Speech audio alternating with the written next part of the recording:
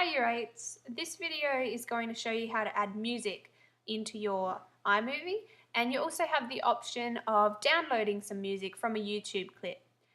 Now if you've seen the one about downloading YouTube footage, you'll already be very familiar with how this works, but I'm going to go through it quickly anyway.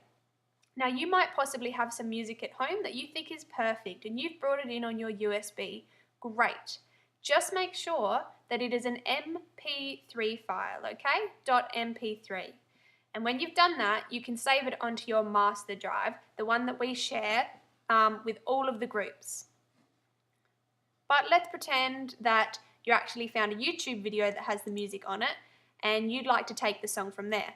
Fantastic. You would have done that at home because you remembered that YouTube, for the most part, is going to be blocked here at school. But let's show you how to do it here.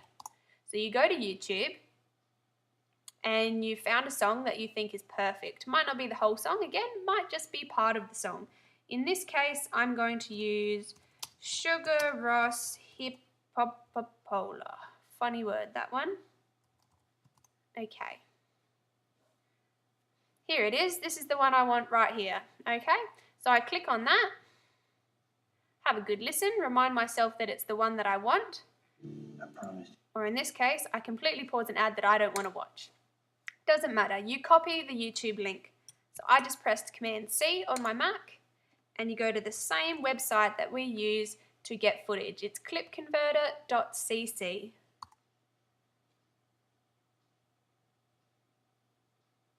Once it's loaded, you just need to paste in the address, and this time you need to choose MP3, audio only.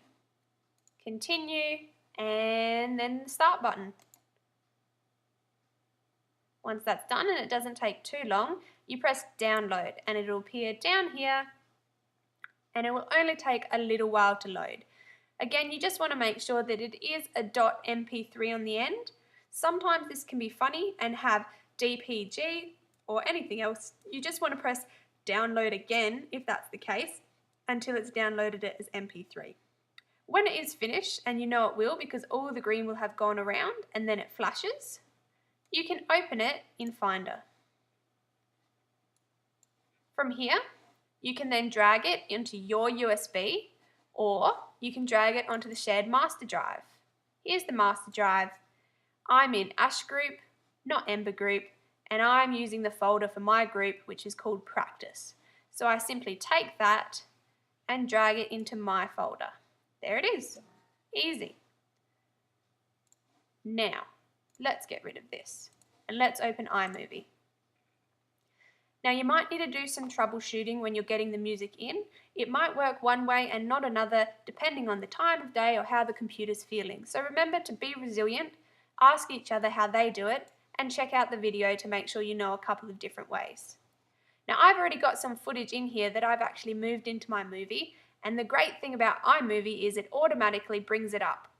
Make sure that you're using the same Mac and that the same person, probably the editor, is the one who's logging in. If I open back the master drive and find my song, I could just bring it over. In this case, it's going to let me. It might possibly bounce back at some point. If that's the case, remember that you can put it on the desktop first. It'll load a copy here, and then you can click and drag it over. Now, once that happens, I can press play to listen about how it goes.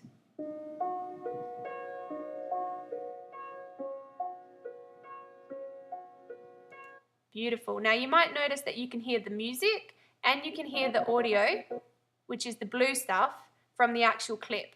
A couple of different things you might want to do. You might want to just hear the song and have very little or nothing to do with the actual clip. I'm going to press Control and click. And I'm going to choose none of those because I forgot what I'm doing. I'm actually going to choose the little cog here and audio adjustments. Right? In this case, I want the volume for the video to go all the way, whoops. I want the volume, which is the audio, to go all the way down, or I might only want it a little bit quiet. Doesn't matter. All right, I also want maybe it to fade in because I do want to hear it, but I don't want that really annoying crackly sound as soon as I press play. I can click here, all right? Once I've got what I want, in this case, whoops, I shouldn't have touched that. In this case, I'm just going to leave it about here. I can say done. All right. Whoops.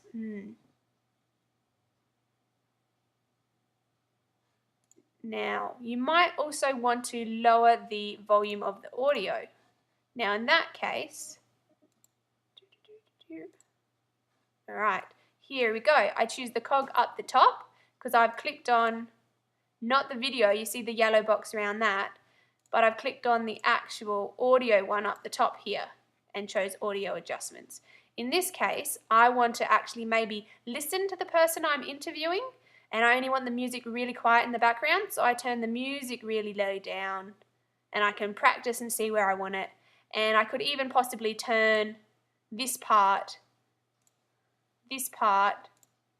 whoops, I'll press done. There we go, there's my cog. Okay, and I could actually turn this part way up if I wanted to. And you can see the way that it rises up here when I do that. Whoa, okay. So they're the two ways that you add music. Remember to be nice and smooth with your fade ins and your fade out, but mostly just to have a play and see how you feel with it. All right, happy editing.